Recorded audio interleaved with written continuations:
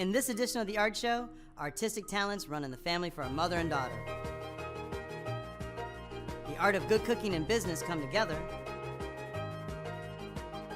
Sculpture with an earth-saving function. And a message of love captivates an entire city. It's all ahead on this edition of The Art Show. Hi, I'm Rodney Veal, and welcome to The Art Show, where each week we provide access to local, regional, and national artists and arts organizations. In our first segment, art definitely runs in this family. Delora Buford Buchanan has been an art teacher for over 30 years. She, in turn, has passed her love of art onto her daughter, Jacoby. My mother and father were people who exposed me to lots of different things and let me be me. So it was the same thing with the way art was. I could experiment, basically, and I like to do that. I think that growing up in a household like mine, you kind of had no choice but to be influenced by art. Definitely having a mother like mine has been a huge influence. She was always bringing things home, and she likes to share her process a lot. And so I think even before I made any kind of decision about what I wanted to be, I always knew how things could be done. And when I got older and started making my own work, I found myself just kind of jumping into the process without even questioning it. I became a paper bag artist because I was thinking about the fact that you don't have to have a lot of money to make things. And you can make all kinds of shapes with something as simple as a paper bag. And then I started shaping, and I started to make turtles. And I thought, oh my goodness, you really can. What else can I make with it? There's no waste when you can use things over. And then a lot of times I see things in things, like little beer caps, and inside their bodies, a playing card is in there, and then there's straws. So it's kind of like it's in a way a recyclable type process too. Then I started to make people, little ones, miniatures. I kind of just like the way little dolls, little people look. And so I started to think how I could even maybe transform them and change them and elongate them and abstract them. I can make faces, but a lot of times you almost can see something, even if there isn't a face. I mean, it's almost like your imagination takes over, and then you don't need a face. I sculpted the sculpture of Jacoby when she was about 11, and it kind of looked like her, and we would be at shows, and she would be sitting there reading a book, and she'd move, and people would go like, oh my, there's the real one, and the like. And I still like to do that. Now I can do 30 different things with a paper bag. I started dancing when I was 9 or 10. I started in ballet, and so I think the first dance shoes I ever wore were actually my sister's old shoes. And so I took them, and I think just having a love of music and really not having any choice but to kind of move around whenever I heard music had a lot to do with why I started dancing. I originally went to New York for dance. Wasn't really sure what kind of a dancer I wanted to be. Like, I didn't think classical ballet would be the way for me to go, so I kind of aimed towards musical theater. And when I started choreographing, I could order costumes or have someone make them, but it just never occurred to me to do that. I just thought, well, I'll make the costumes myself. I managed to get injured, so when I found myself having to take time off and I started making costumes, one day I thought, actually, this could be it for me. I could be just as happy sewing and making things and watching people wear them. I think this could be what I do. I will go anywhere that requires making a costume. And that's actually how I got into doing the mermaid parades. A friend of mine called me up. I was living in New York. And they called me and said, oh, there's this thing in Brooklyn. It's like a parade or something. Do you want to go? And I said, oh, sure. And I got there, and it was like Coney Island's answer to Mardi Gras. And so between that parade and then the Halloween parade in the village, it gave me 6 months to conceive this really elaborate costume. I got into steampunk in the way that a lot of people do, which is you come from like another subculture. Some people are into like gothic literature and art. For me, I was a big fan of like cyberpunk. So for anybody that doesn't know what steampunk is, it's basically Victorian science fiction. Visually, it's based in the Victorian age, and so it has that influence on it. But of course, you can bring futuristic elements into it, just as long as you're using materials that would have made sense to people of the time. And so there's a lot of brass, and there's a lot of copper and wood, and it just really lends itself to really great visuals. And I know a lot of people who don't just want to read the books, they want to read the books and then they want to live in that world. And so I started thinking, how can I make things that help people live in that world that they love so much? My favorite thing, I think, is going to conventions and seeing people who are fully decked out and then they turn their head and there's like a hairpiece I made. I love it. I love to see what people do with my stuff because I don't really make head-to-toe looks all the time, so I try to focus on small pieces that you can mix and match. And I think I've gotten a reputation for being that person that does like the weird stuff. I think, honestly, art is so much a part of my life that I almost don't know how to distinguish it from the other parts of my life, if that makes any sense. And so for me, I think it kind of goes back to how I grew up. I think art just is everything. It really is. If you want to see more works by Delora and Jacoby, visit their Facebook page or go to thinktv.org and click on the art show for details. There's definitely an art to good cooking. There's also an art to good business. And for those trying to break into the culinary world, the business side could be a stumbling block. In Cleveland, we visit a food business incubator focused more on the transactions than the ingredients.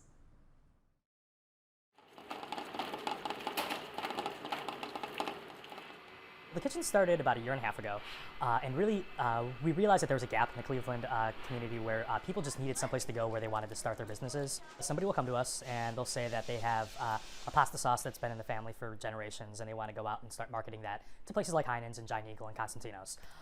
We'll sit down with them and tell them about the whole process, what's needed, everything from FDA specifications, what needs to go on the label, all the way to making sure that the product is stable. You don't want to have a product that's going to be sitting on the grocery store shelf and blowing up 6 months later. So we'll help them with all of that, pretty much from concept all the way to creation, from the time that they walk into the door till 2 months later when they have product in hand ready to sell. Our company, Saucy Son, is an artisan meat company. The name of my product is Holmes Mouthwatering Applesauce. My company is Red Lotus Foods. The Pope's Kitchen is our brand, and our bottled about 16 products that we're making right now. Clark, Jean, Ethan, and Melissa came to the Culinary Launch Kitchen with different levels of knowledge about the food industry and different food products in various stages of development. What the kitchen really provided at the time I came in is a background and understanding that for the types of food that I create, I need an official canning license. There's so much to take on. Anyone who's ever started a business knows that. And I needed that support. Some of these amazing people can start out of their home and get their home approved to do their jams and things like that. Unfortunately, I can't. I needed a professional commercial kitchen to do it in. So that was the biggest step for us. When somebody says, okay, I got a product, it tastes great, I know I want to sell it, but I don't know what I need to do in order to get it on the shelves at Heinen's. That's where we'll really step in and assist them with making sure that they cover all the bases to make sure that everything is going to be shelf stable and is going to be safe for consumption. That's the biggest void. People also do have a hard time with figuring out where all the margins are. Obviously, they want to make a good product. They want to make this, their living, but they want to make sure that they're charging the right amount for a product. We'll suggest different margins that they should anticipate in the marketplace, both with what they should make as well as what distributors and what retailers are normally asking for. To assist entrepreneurs with getting their recipes ready for market, the Cleveland Culinary Launch Kitchen serves up a course about the food business where chefs learn everything from pricing to packaging. We do offer an 8-week class that covers everything from financials. We'll work on business plans with them. And then at the end of 8 weeks, as long as we're happy with how everything worked out with the class, then we'll invite them to become members of the kitchen. At that point, the help really never ends. We'll assist them with making sure that they scale their products up correctly so that if they're making 10 bottles of barbecue sauce and want to make 1,000, we can assist with making sure that they do all the calculations correctly. The kitchen has basically showed me that things are possible, and they've also showed me the steps to create and to get to those like Heinen's and all those markets that I've recently acquired. They've also showed me a lot of knowledge, taught me a lot about health standards. I also did a class with the state of Ohio on basically just being in the kitchen the proper ways, washing your hands, and just managing everything. And so all of those steps have led me to where I am today. Since the Culinary Launch Kitchen opened, they've been involved in bringing dozens of new products to market. To meet the demands of so many different products, CCLK is equipped with a fully licensed commercial kitchen. We have the kitchen divided up into several different stations. All sorts of commercialized equipment that you would find in a restaurant and not so much at home. Well, it's extremely important to have a kitchen that is fully licensed and that is available 24 hours a day. I have the flexibility to use it whenever I'm available. Automatically on day one, you step into the kitchen and take it from a hobby to a real business. So that I am presenting myself to the public as a real business. You're safe. I'm insured, we're covered, because to be a part of the kitchen, you have to have the right insurances. For all of the support that the Cleveland Culinary Launch Kitchen offers budding entrepreneurs through seminars, training, and shared space, perhaps the most important resource of all is the relationships and connections that the Launch Kitchen users forge between themselves. The networking that I got as a result of being at the kitchen, the support from other new business owners. At some point in time, you're going to find yourself at a situation that another tenant's already been in, and so everybody becomes we become friends, and you come in and you're like, oh man, I'm dealing with the health department, I don't know what they want, and they're like, oh my gosh, I just went through this, and so everyone's really willing to give advice and kind of help you through and coach you. It's the rising tide rises all ships motif, and so you've got that asset. I could have eventually gotten licensed in my own kitchen and figured that stuff out. The advantage is I didn't have to figure that out. If you have a great idea for a small business, the Entrepreneur Center in downtown Dayton can help you grow your idea. Check out thinktv.org and click on the Art Show for details. We want to introduce as many local artists to the community as we can. So email us a short video like the one you just saw, and maybe we'll give you a quick shout out. It doesn't have to be professional. Just make sure you show us your studio and some examples of your work. Up next, we meet a mechanical sculptor with an ecological conscience. In this segment, we take a ride with him on his carbon monoxide eating scooter. Learn how this unusual bike siphons emissions to run. Ready to roll?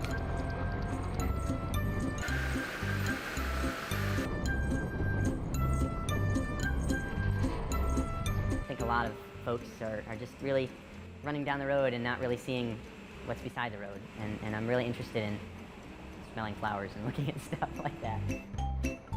I was a very different kid. I would be always doing drawings. The kids in my neighborhood play baseball, and I'd climb in this tree above the baseball game, and I'd draw them from above. Ever since I was a kid, since I was really little, I was always making stuff in my garage.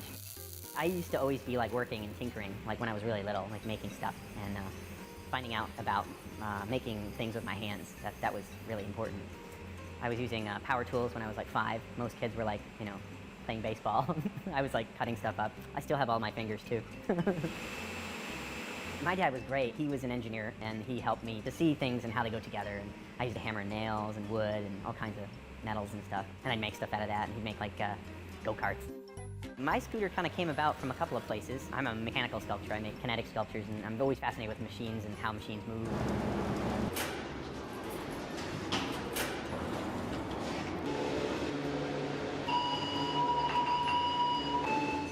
In order to make some of the things that I make, I have to make the machines that make these sculptures. So I kind of start at the beginning. I get the machine, and then I fix the machine, and then the machine makes things for the sculptures. So it's kind of like a really progression of stuff. That's how my process sort of starts. I kind of came across this scooter, kind of like a broken scooter. So I fixed it, and I've been riding it with a group of other fellow scooterists around the Capital District. We went on a ride once. There were 10 of us, and we pulled up next to a giant pickup truck which was running on 10 cylinders. And there was one guy in that truck, and there was 10 of us, and he pointed at us and waved, and we laughed, and he laughed. And so we took off, and there was 10 of us going on the same amount of cylinders that his truck was running. So I'm kind of exploring ideas about how much we use, how much we consume as Americans and as people.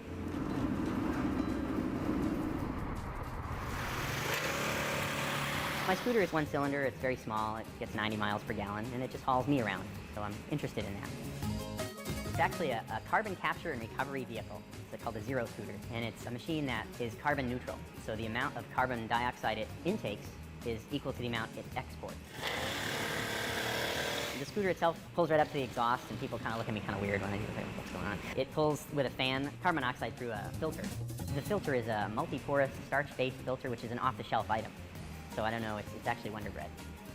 Now everyone knows.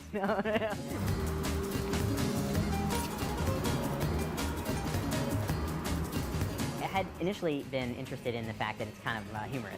All right. Yeah. It was originally designed as a kind of a fun sort of project, but the evolution of it may actually be working.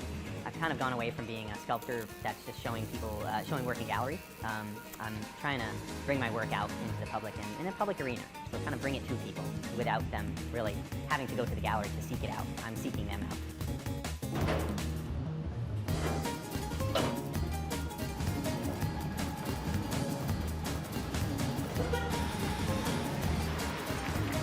My work has evolved from like sedentary sculptures to this kind of sculpture with performance, and all of my sculptures right now have wheels so they can ride. So I have a character that I create, and they're all different characters, but the character I create for the scooter is like a rider, sort of a scientist. And it's more about, my work right now is more about, I mean, there are environmental aspects of it, like I'm keenly aware about, you know, like the environment and what we're doing to the environment and how it's changing, but I think my work, I would like it to be more about observation, people looking at my work and piquing their interest as far as it's not something in the norm, you know, like having something just kind of occur and come upon you, sort of, and you're like, wow, that's kind of, you know, interesting. My work is a lot about observation. I think environmental is important, but I think I want people to look at their environment. I think a lot of folks are just really kind of running down the road and not really seeing what's beside the road. I'm hoping to kind of bring about an awareness of this issue as far as carbon monoxide, but more importantly, I really want people to observe their world. I'm a person that's constantly looking at new things. So when you're driving in your car, you know, you're not just driving, you're looking for nuance, and I'm hoping that people will look for that. I want people to look at their environment. I want people to observe it. I want people to be conscious of it. Did you miss an episode of The Art Show? No problem. You can watch it on demand at thinktv.org. You'll find all the previous episodes as well as current episodes and links to the artists we feature.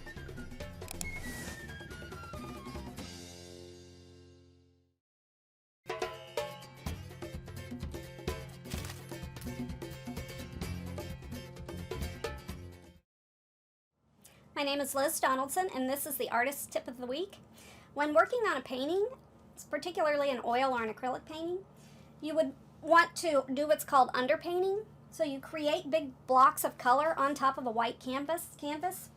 In this case, I would start with a very dark brown and a green up here, and then put the paint of the actual image on top of that. That gives your painting depth and a richness of color. Houston artist Wiley Robertson is working to keep love in the air and on signs and on walls all year round.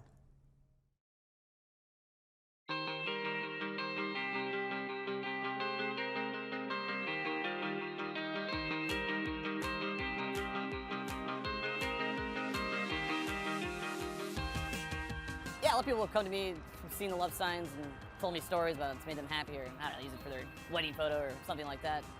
That really makes me happy as an artist. Makes me want to do more stuff. That's, I don't know, a compliment that I love to hear is people recognizing my work and seeing it around town.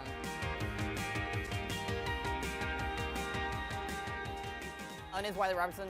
I'm a working artist, muralist. Lived in Houston my whole life. I've always loved positive artwork. So many signs in Houston, like strip centers and just lots of ugly signs. I thought it'd be nice to do like some positive reminders around the city. Something bright, hand-painted, colorful for people to enjoy where they drive around or stuck in traffic or what have you. When I first started doing the street art, like most stickers and like posters I saw were all black and white. So I thought it'd be different if I could do something that was like really colorful and really bright. That would help make it stick out, or at least people can recognize my style just from the colors, sort of. So by doing that, I was able to reach people I would never reach before, because Houston is a huge city. And that's really what excites me a lot, is just new people seeing my work.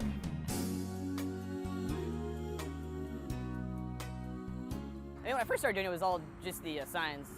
2 years ago, I started doing more big love installations. Now that I've got permission from some people to paint their walls, and that's been a lot of fun to do. Bigger and brighter and better is always more fun. Yeah, most visible work's on 59 by Wendy's, right off the freeway by Maine.